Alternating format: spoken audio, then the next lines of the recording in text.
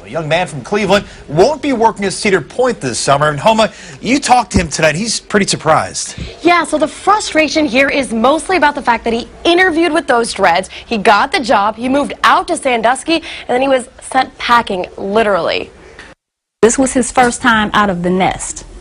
And they've just turned this into a horrible experience. Charles Craddock was supposed to spend the summer working at Cedar Point, a job he's been looking forward to for months. But after a Skype interview, orientation, and moving into the dorms over the weekend, the 20-year-old was told at his training session that he had to cut his dreadlocks off or go. Actually, I asked her about it because I read over the guidelines and stuff, so I asked her about it. I'm like, will it be a problem with my hair?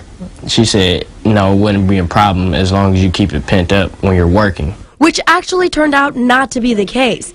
These are Charles's termination letters. Here are part of the park's standards for male workers.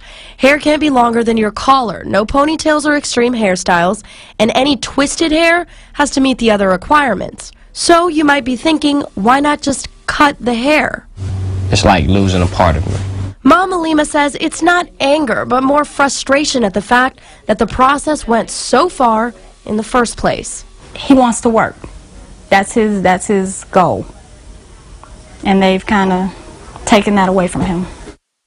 Charles says the savings from this job were going to help him pay his tuition at Tri-C. He is studying there to be a mechanic. The family also hasn't heard back about whether he'll get his $100 housing deposit back. Cedar Point tells us they want to work with Charles to figure something out, but he tells me his messages have not yet been returned. Danita? A 20-year-old Cleveland man was fired from his summer job before he even started. After lots of interviews to get the job at Cedar Point Amusement Park, Charles Craddock will have to find another one, all because of his dreadlocks. Now, before he even accepted the job, Craddock says that he read the park standards for male workers, which states hair can't be longer than your collar, no ponytails or extreme hairstyles, and any twisted hair has to meet the other requirements. But Craddock says he did ask one of the women he interviewed about his dreads. I asked her about it because I read over the guidelines and stuff, so I asked her about it. I'm like, will it be a problem with my hair?